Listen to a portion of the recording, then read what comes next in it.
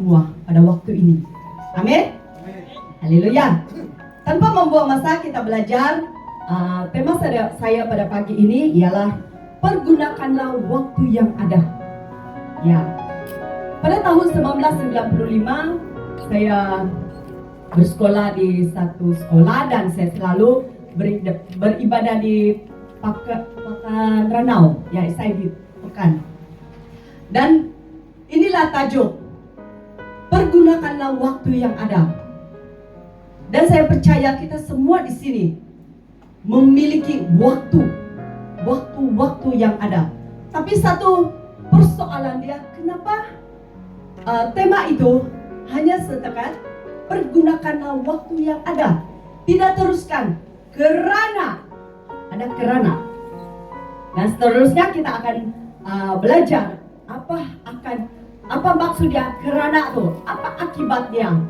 Oke, mari kita masuk dalam firman Tuhan di dalam Efesus 5:15 ayat 17 hingga 17. 15 ayat 17. Oke, mari kita sama-sama baca. Saya akan baca dengan suara kuat. Karena itu perhatikanlah dengan saksama bagaimana kamu hidup. Janganlah seperti orang bebal, tetapi seperti orang arif. Maaf kata, terpaksa menekankan bebal itu, sebab ramai juga orang yang bebal tahu sebenarnya. 16. Dan pergunakanlah waktu yang ada, kerana hari-hari ini adalah jahat. 17. Sebab itu janganlah kamu bodoh, tetapi usahakanlah supaya kamu mengerti kehendak Tuhan. Mari kita berdoa bersama. Bapa, terima kasih Tuhan Yesus atas peringatan ini untuk kami pada pagi ini ya Tuhan. Mari Roh Kudus, Engkau buka setiap hati pikiran kami Tuhan, agar kami mengerti isi hati-Mu Tuhan, firman yang akan disampaikan ini Tuhan Yesus. Berkati hamba ini Tuhan, urapi lidah hamba ini Tuhan Yesus, agar menjadi penyambung lidah-Mu ya Tuhan. Terima kasih Tuhan, ini doa kami, ini ucapan syukur kami, di dalam nama Yesus. Amin, amin. Haleluya. Dan kita teruskan. Sebelum saya menguraikan ayat ini, mari kita memperhatikan waktu-waktunya yang sentiasa ada di sekeliling kita. Di dalam Pengkhotbah 3 ayat 1 hingga 18, 11 dan 15, ini sangat menegur bagi saya secara pribadi. Saya sangat ditegur, dan ada beberapa waktu ini saya sudah lalui. Saya harap kamu sedar waktu-waktu yang ada yang kita akan lalui. Kalau kamu belum melaluinya, ini adalah teguran bagi kita semua, peringatan bagi kita semua. Oke, mari kita perhatikan firman ini. Dalam 3 ayat 1 mengatakan, untuk segala sesuatu ada masanya, untuk apapun di bawah langit ada waktunya. Ini sudah dia beritahu, firman sudah beritahu. 2, ada waktu untuk lahir, ada waktu untuk meninggal, ada waktu untuk menanam, ada waktu untuk mencabut yang ditanam, ada waktu untuk membunuh, ada waktu untuk menyembuhkan, ada waktu untuk merubah, ada waktu untuk membangun, ada waktu untuk menangis, ada waktu untuk tertawa, ada waktu untuk meratap, ada waktu untuk menari, ada waktu untuk membuang batu, ada waktu untuk mengumpulkan batu, ada waktu untuk memeluk, ada waktu untuk menahan diri, ada diri dari memeluk, ada waktu untuk mencari, ada waktu untuk membiarkan rugi. Ingat, ada waktu untuk menyimpan, ada waktu untuk membuang. 7, ada waktu untuk merobek, ada waktu untuk menjahit, ada waktu untuk berdiam diri. Ini yang macam saya, suka bising-bising punya, patut ada masa untuk berdiam diri. Ada waktu untuk berbicara tepat pada waktunya.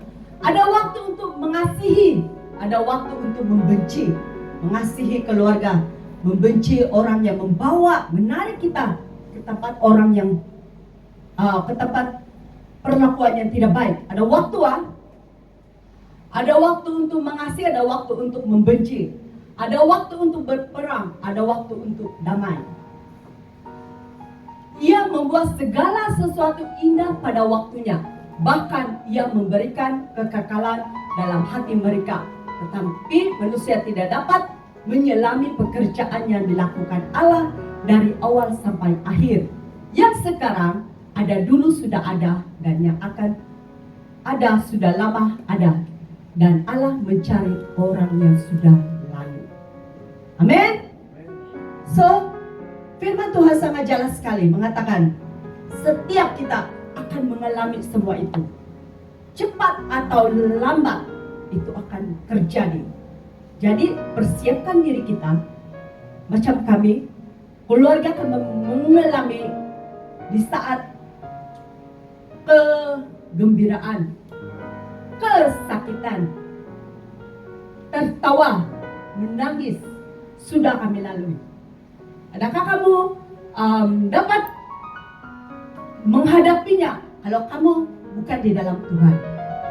Pertanyaan saya, ingat, kehidupan kita adalah seperti main game. Seperti firman Tuhan saya lepas-lepas mengatakan, kita seperti satu naik level. Kamu ingat naik level itu senang gak? Susah, saudara. Pasti mengalami namanya goncangan. Dalam goncangan kehidupan kamu, dalam pekerjaan kamu, rumah tangga kamu. Adakah kamu siap? Kalau kita di dalam Tuhan, kita di luar Tuhan. Oleh itu, ini pernyataan untuk kita semua. Yang sangat tertarik buat saya adalah ada waktunya mengasihi, ada waktunya membenci. Bukan membenci keluarga, itu bukan maksud saya. Mengasihi keluarga dan membenci perlakuan kita yang menyebabkan menyakitkan hati pasangan kita. Itu yang saya nak tekankan pada pagi ini. Begitu juga dengan masih bujang. Oh, itu untuk keluarga lah, bukan saya. Tapi ingat, satu masa kamu akan mengalami itu. Jadi perhatikan sungguh-sungguh bahwa pasti ada waktunya. Dan balik rumah kamu baca sekali lagi. Baca sampai kamu paham. Dan apabila kamu menghadapi seperti mana yang kami hadapi, kamu akan tenang. Dan kamu akan bersyukur atas apa yang berlaku. Sebab Tuhan yang menyertai, yang memberikan kamu kelegaan tepat pada waktunya. Amin. Haleluya. Janganlah tegang sangat. Oke, kita teruskan. Oke, dalam berbalik kepada Efesus 5 ayat 15, 3 bahagian yang harus diperhatikan. Saksama, bebal atau bodoh, arif atau bijaksana. Saya mau tekankan saksama. Kenapa surat Efesus ini mengatakan saksama? Tidak kira siapapun, semua, tidak terkecuali, termasuk saya sendiri. Kata firman Tuhan ini, dia tidak menjelaskan. Sebelum itu saya mau menekankan definisi bagi saksama ialah cermat, hati-hati, tidak berasa balak, tidak menaruh prasangka. Jangan kamu pikir Lista tembak saya, tidak, bukan saya, firman Tuhan. Saya sendiri pun ditembak. Saya ditembak sebenarnya. Dalam hati saya, kenapa saya kenapa? Sebenarnya bukan. Ini definisi dan bermaksud saksama definisikan dengan cermat, hati-hati, tidak berasa balak, tidak menaruh prasangka. Saya tidak pernah mempersangkakan kamu, oh ini firman Tuhan si anu. Bukan. Ini untuk kita semua. Ya. 2, dia Efesus, mari kita tengok sekali lagi dalam Efesus 5 ayat 15. Karena itu perhatikanlah dengan saksama bagaimana kamu hidup. Bagaimana kamu hidup di dunia ini. Karena firman Tuhan mengatakan hari-hari ini adalah hari yang jahat. Ya, bagaimana kamu hidup? Janganlah seperti orang bebal. Firman Tuhan sudah mengatakan, tapi kita masih melakukan, itu orangnya bebal, bodoh.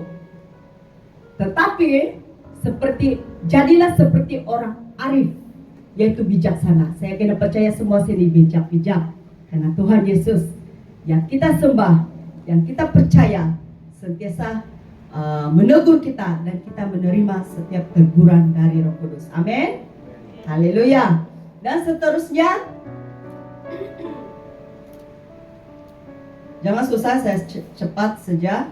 Dalam Efesus 5 ayat 16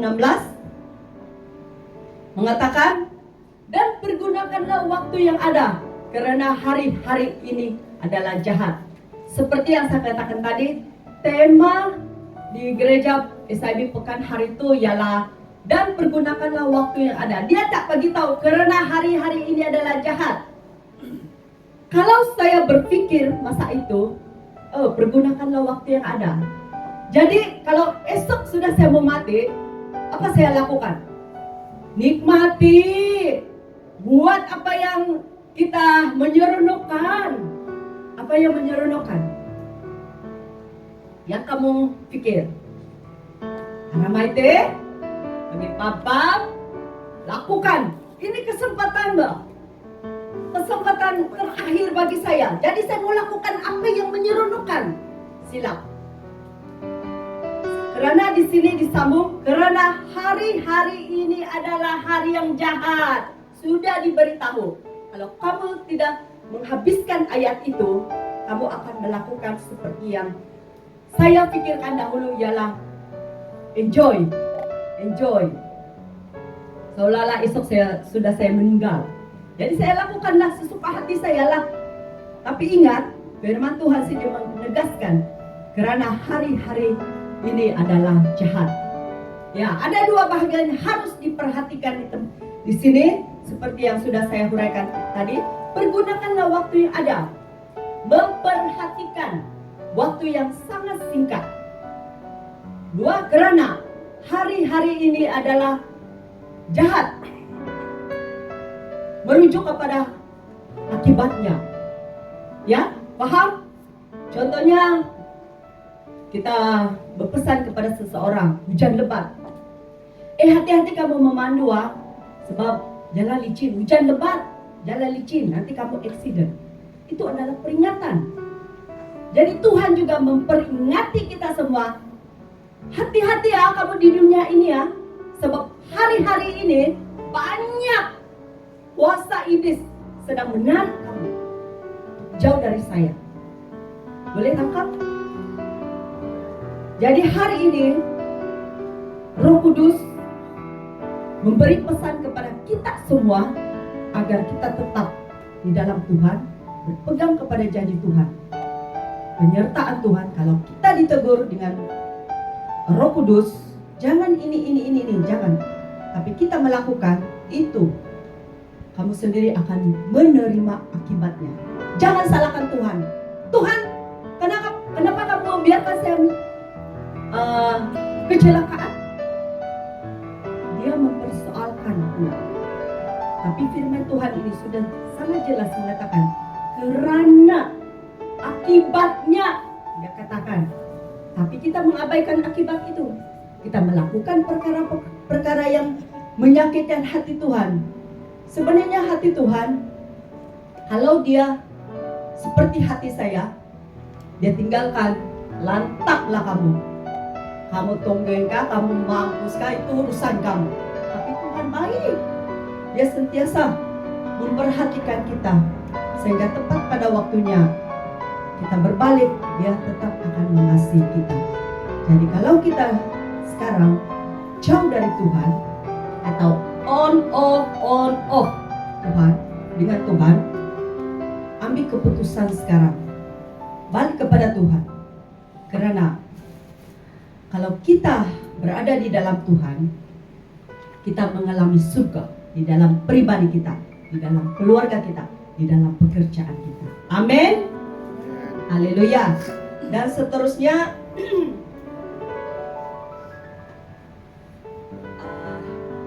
sebelum itu kita baca 2 Timotius 3 ayat 1 hingga 4.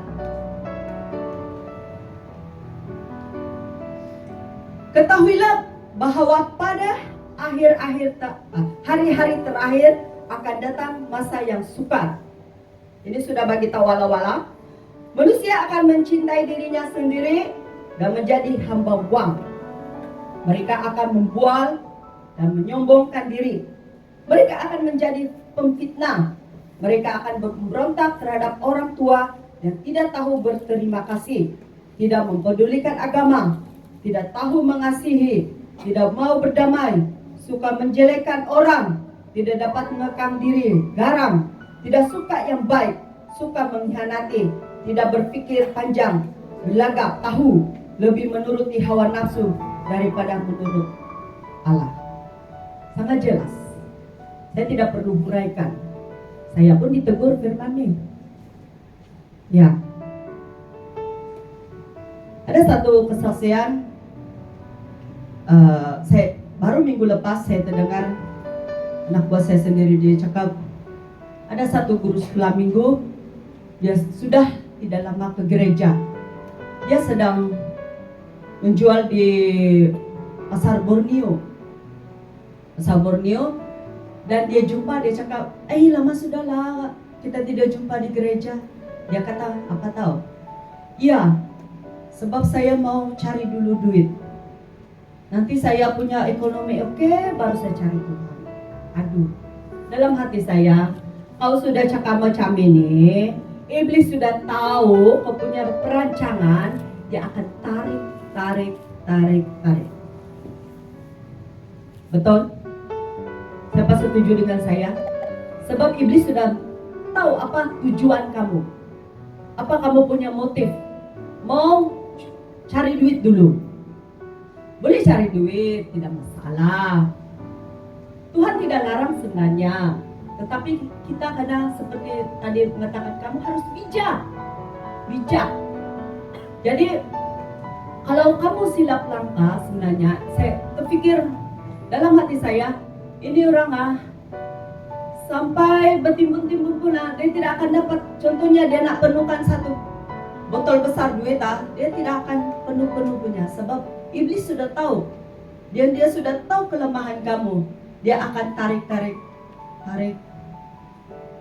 ekonomi kamu. Dia akan bagi sakit. Itu bukan saya yang menyumpah, bukan. Saya bagi peringatan saja. Sebab firman Tuhan mengatakan, carilah dahulu kerajaan Allah, maka Tuhan akan menambahkan bagimu. Ini janji Tuhan. Kalau kita pegang janji ini, kita akan diberkati dengan luar biasa.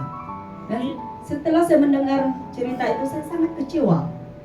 Sebab dia sudah buka selebar-lebarnya pintu untuk iblis masuk di dalam ekonomi mereka. Hati-hati saudara, Tuhan pasti akan memberkati kita lewat kesehatan kita. Kita bersyukur ya. Kita bersyukur kepada Tuhan. Haleluya. Dan sangat sedihlah. Saya percaya kita semua sini tidak macam doa dan kita tetap berpegang kepada Tuhan. Amin. Haleluya. Dan saya nak huraikan di sini, harus diingat, next, ya, harus diingat, waktu adalah anugerah dari Tuhan yang sangat berharga.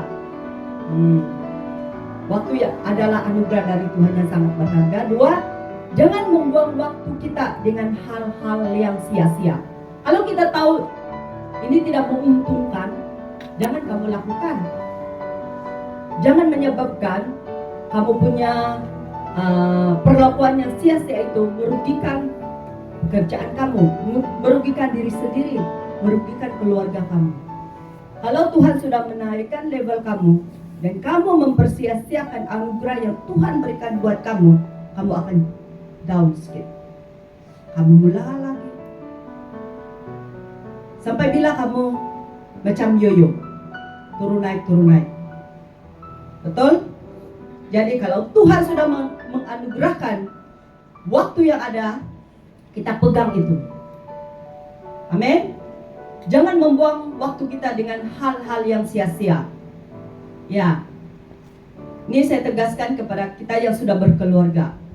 Masa untuk tumpukan perhatian dengan anak-anak.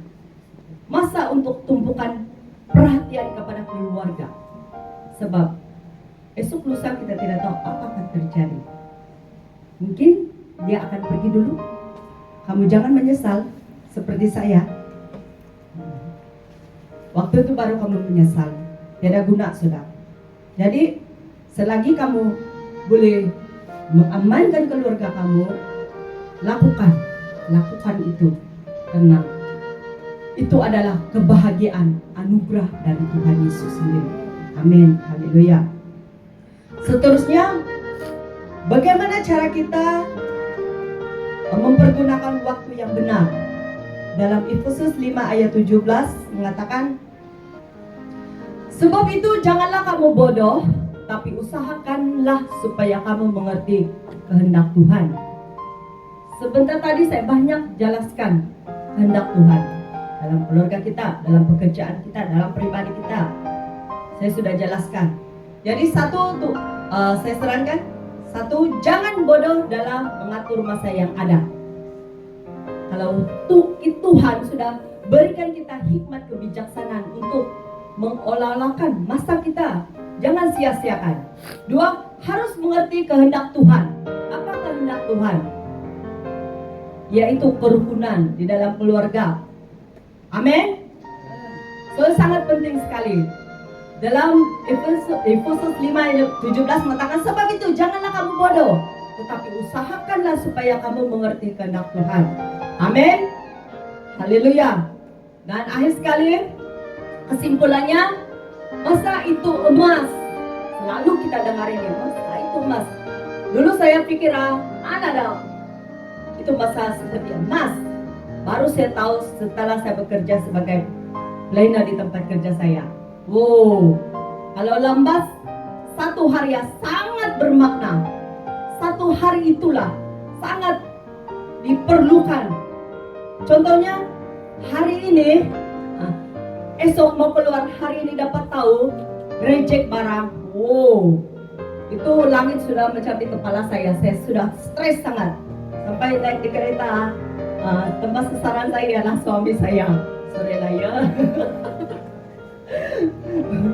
Jadi masa itu emas, baru saya tahu itu betul kata pepatah ini mengatakan masa itu emas. Jadi saya boleh huraikan, waktu yang ada hanya sekali. Jangan kamu anggap yang mereka ambil hadiah tadi itu mereka tidak akan berulang lagi pergi sekolah minggu. Yang penempatan punya, yang ambil sijil, mereka tidak akan balik lagi pergi sekolah minggu, tidak akan berulang lagi. Jadi ingat, guru sekolah minggu itu lain cerita. Jadi jangan kamu anggap esok-esok lah, lusa-lusa lah saya kasih bahagia anak istri saya, suami saya, esok-esok lah. Jangan Seterusnya, jangan mensia-siakan waktu yang ada.